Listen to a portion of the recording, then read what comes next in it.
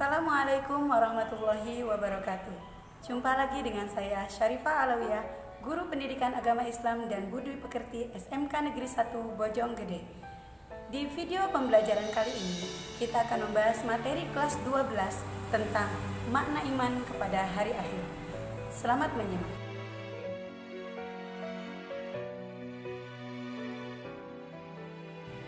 Kompetensi dasar pada pembelajaran ini adalah menganalisis dan mengevaluasi makna iman kepada hari akhir.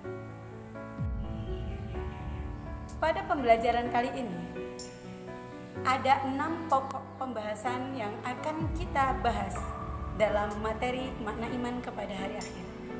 Yang pertama adalah, apa itu hari akhir? Yang kedua adalah, pengertian atau makna iman kepada hari akhir.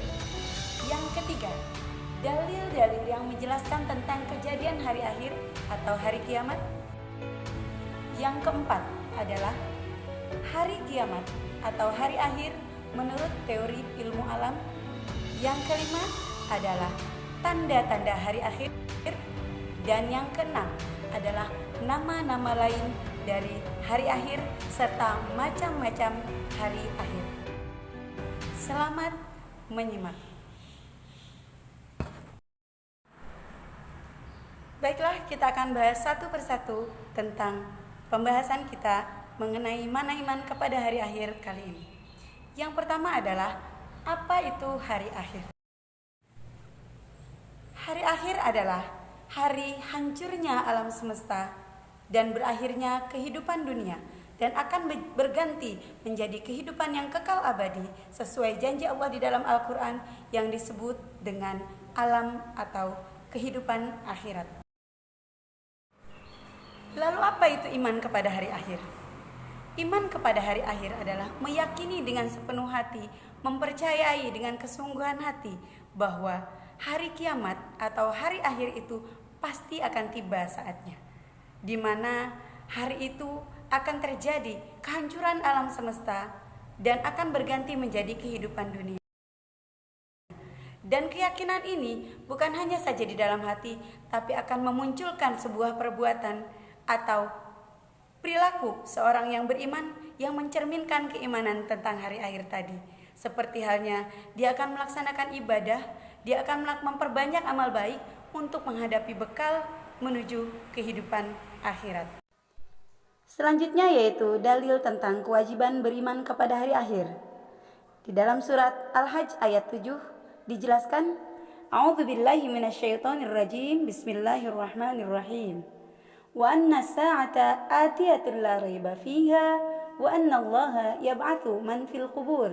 Yang artinya, dan sungguh hari kiamat itu pasti datang, tidak ada keraguan padanya, dan sungguh Allah membangkitkan siapapun yang ada di dalam kubur.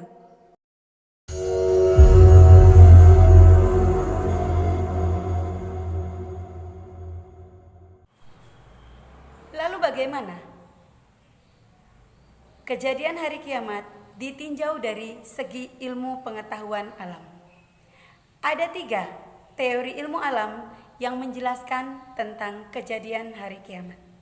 Yang pertama, menurut teori ilmu astronomi.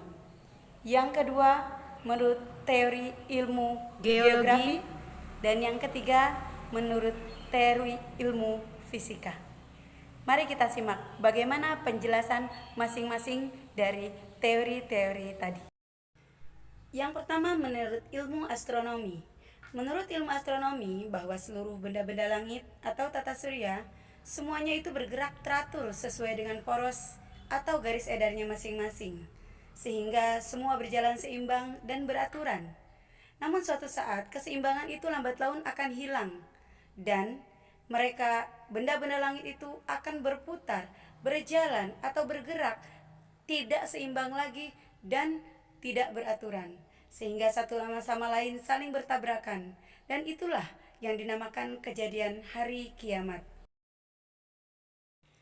Yang kedua, menurut teori ilmu geologi. Menurut ilmu geologi, bahwa bumi ini terdiri dari semacam gas panas atau nebula.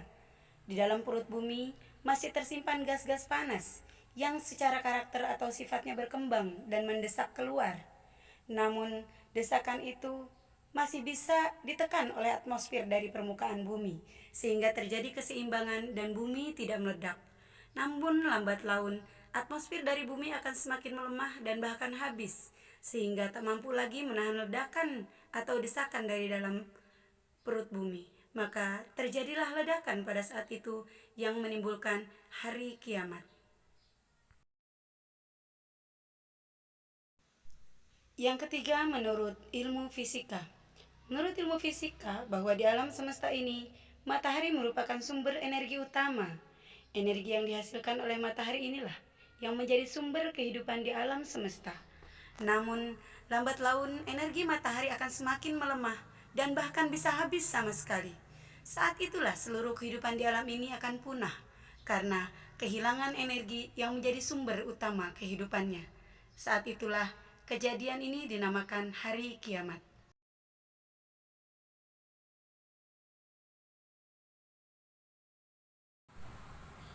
Hari kiamat akan tiba sesuai dengan apa yang sudah dijelaskan dan dijanjikan Allah dalam Al-Quran.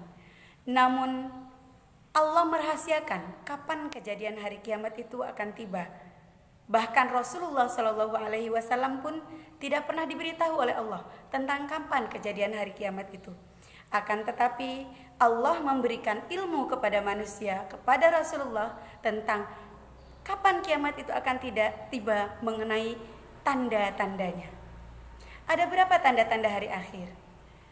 Ada dua tanda-tanda hari akhir. Yang pertama adalah tanda-tanda besar, yang kedua adalah tanda-tanda kecil.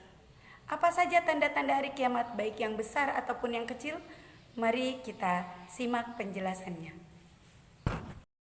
Baiklah, kita akan mulai membahas tentang tanda-tanda kecil hari akhir atau tanda-tanda kecil datangnya hari kiamat. Tanda-tanda kecil ini sudah mulai muncul sejak Rasulullah Shallallahu Alaihi Wasallam diutus ke muka bumi ini. Tanda-tanda kecil itu antara lain, yang pertama adalah waktu terasa semakin singkat. Yang kedua adalah banyak sekali anak yang durhaka memperbudak kedua orang tuanya. Yang ketiga, maksiat semakin merajalela. Yang keempat, diwafatkannya para ulama dengan tujuan untuk mengangkat ilmu agama dari muka bumi ini. Yang kelima, orang semakin bermegah-megah dalam membangun masjid, namun sedikit yang mau beribadah di dalam masjid tersebut. Keenam, semakin banyak orang yang memakan harta riba, karena riba sudah tidak dianggap lagi hal yang haram di mata manusia.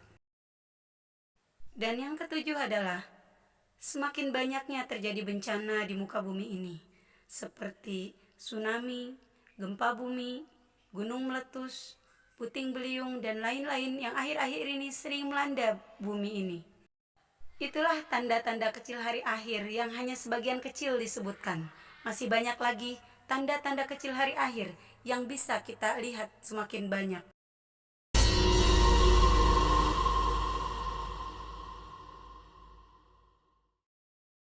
Selanjutnya kita akan membahas tentang tanda-tanda besar datangnya hari kiamat. Tanda-tanda besarnya datangnya hari kiamat ini oleh para ulama diketahui melalui penjelasan ayat-ayat Al-Quran dan riwayat-riwayat hadis Rasulullah Shallallahu Alaihi Wasallam. Berikut ini adalah penjelasannya. Yang pertama adalah kemunculan Dajjal.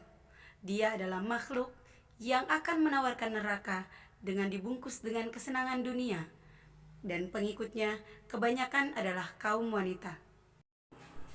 Yang kedua, diutusnya kembali Nabi Isa alaihi salam dari sisi Allah ke muka bumi, disusul dengan diutusnya Al-Mahdi, dan mereka berdua yang akan memimpin umat menuju kemenangan melawan Al-Masih Dajjal dan membawa kembali manusia ke jalan yang benar dari kesesatan.